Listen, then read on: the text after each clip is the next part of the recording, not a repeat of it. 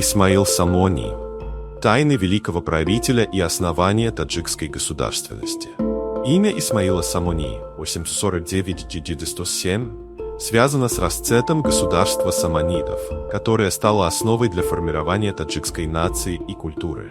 Несмотря на кажущуюся исчерпанность темы, многие аспекты его правления и влияния остаются малоизвестными.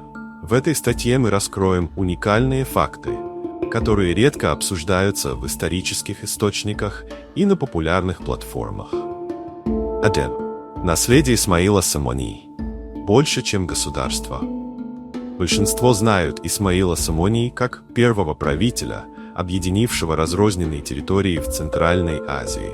Однако историки утверждают, что его видение выходило далеко за пределы политики. Он активно продвигал культурное и научное возрождение, вдохновляя развитие персидского языка и литературы. Некоторые ученые считают, что именно Исмаил Самони поддержал создание первых переводов древнегреческих философских трактатов на персидский язык. Это помогло персидскому языку стать международным средством научного общения. 2. Забытая дипломатия с Китаем и Индией. Существует упоминание о том, что Исмаил Самони установил связи с династиями Тан в Китае и правителями Индии. Этими отношениями он обеспечивал стабильность торговых путей и вводил принципы дипломатии, которые затем использовались в течение веков. Архивы, найденные в древних городах Афганистана, указали, что между государством саманидов и индийскими княжествами велась оживленная переписка. Номер 3. Тайная академия Бухары. Бухара при Исмаиле Самони стала культурным центром мира. Но мало кто знает, что при дворе была создана своего рода тайная академия, где собирались ученые из разных стран. Эта академия занималась не только переводами и изучением наук, но и созданием кодексов законов, которые позже послужили основой для реформ в исламском праве. 4. Технологии времени Исмаила Самони. Один из малоизвестных аспектов – экономические инновации правителя. Например, при Исмаиле были введены новые методы ирригации, которые сделали возможным освоение ранее непригодных для земледелия территорий. Одна из таких систем до сих пор работает в некоторых отдаленных районах Таджикистана.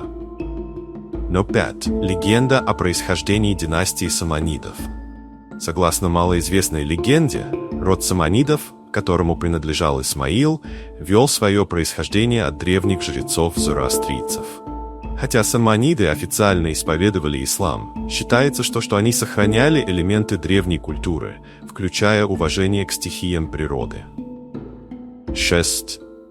Символика мавзолея Исмаила Самони. Мавзолей Исмаила Самони в Бухаре привлекает внимание своей архитектурой. Некоторые историки считают, что его структура скрывает символы, которые восходят к древним зороастрийским верованиям. Например, круглая форма купола может символизировать вечность, а геометрический орнамент – бесконечность знаний. 7. Тайна библиотеки Исмаила.